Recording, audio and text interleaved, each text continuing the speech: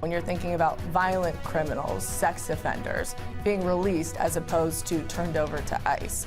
In hindsight, do you think that the Liberty Act is ensuring public safety? I think we can always have a public conversation. There's always a reevaluation of laws. However, right now, I think we have a balance. As immigration reform continues to be debated nationwide, here in Maryland, one local jurisdiction is coming under fire. Good evening, everybody. I'm Mary Bubala. And I'm Kai Jackson. Currently, Howard County has a zero-tolerance policy for honoring ICE detainers, and that includes non-citizens convicted of committing violent crimes. We have team coverage on the debate surrounding detainers, starting with Fox 45's Rebecca Pryor. That's right. She pressed the Howard County executive earlier today and has more on his response to the concerns surrounding the county's sanctuary policies. According to Maryland's ICE director. So we have two teams out looking for two people. Matthew Elliston. Our first case is the child molester. Hunting down and removing convicted criminals living in the country illegally is a cakewalk compared to removing the stigma surrounding immigration enforcement in the state. They're told that they need to be worried that ICE is coming to get them. We don't look for people who are non-criminals. Elliston adamant ICE is only targeting people like this. The man being cuffed, a 36-year-old Honduran national who ICE says has already been deported twice. According to charging documents, back in March, he was arrested in Howard County for selling $400 worth of cocaine to an undercover cop. A search warrant later leading to the discovery of 7 times that amount of cocaine in his home, packaged into 89 Ziploc bags for distribution.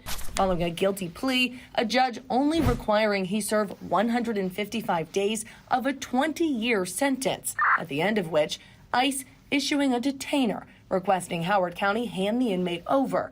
But instead, due to a strict sanctuary policy put in place in 2021, he was released without warning. And it doesn't matter what the case is. There's no exemption for, pedophiles or rapists or murderers. It's a zero tolerance policy for working with us. I think we have a legislation that's working right now for Howard County. Howard County Executive Calvin Ball, whose signature sits on the Liberty Act, arguing while elected leaders passed the measure, an attempt to repeal it was ultimately voted down by the public with a 2022 ballot question. You think that they knew that it was criminals that were being released? I think the voters were informed, and by more than 64%, almost 80,000 voters said, we want to ensure that the Howard County laws that are in place, like the Liberty Act, stay in place. Today, we posed the question to Howard County residents ourselves. I feel like ICE has done a lot of harm. Finding one person in support of the policy. So you think convicted criminals, if they're here illegally, should be able to stay?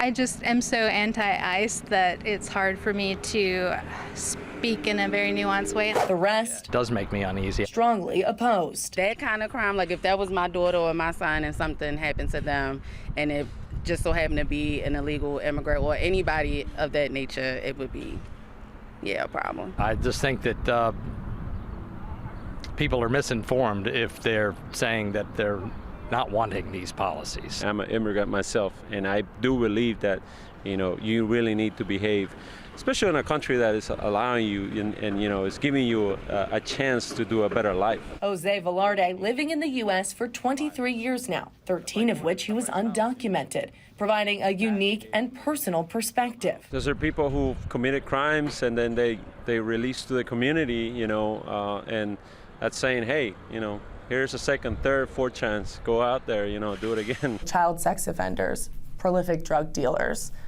they're being released back into Howard County, your community, as opposed to being turned over to ICE agents because of a law that you're doubling down on. Do you agree that that's how things should be handled in Howard County? I agree that when people break the law, they should be held accountable. I also agree that the federal enforcement should enforce federal laws. I agree that local law enforcement should enforce local laws. Regardless of Howard County's policies, Elston saying his agents won't stop pulling criminals off the streets.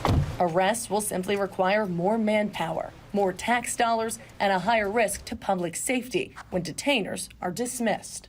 I can't even imagine what the average voter would really think about not cooperating, turning people over from a jail to ICE. Knowing that Calvin Ball is saying I will not cooperate under any circumstances with ICE. Would you vote for him again? No.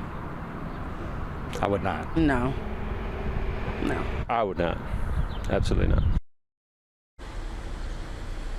Now today, I also reached out to the entire Howard County Council asking if they support the Liberty Act. The only one to respond was David Youngman. He sent me a statement reading in part, quote, "Every county adjacent to Howard is currently cooperating with the removal process, leaving us on a virtual island in our failure to protect our most vulnerable residents from violence." But again, no other responses as of news time tonight. Reporting live, Rebecca Pryor, Fox 45 News. I'm Kai Jackson. Thank you for watching. Here's another video to watch. Also, please take a moment to subscribe to our channel.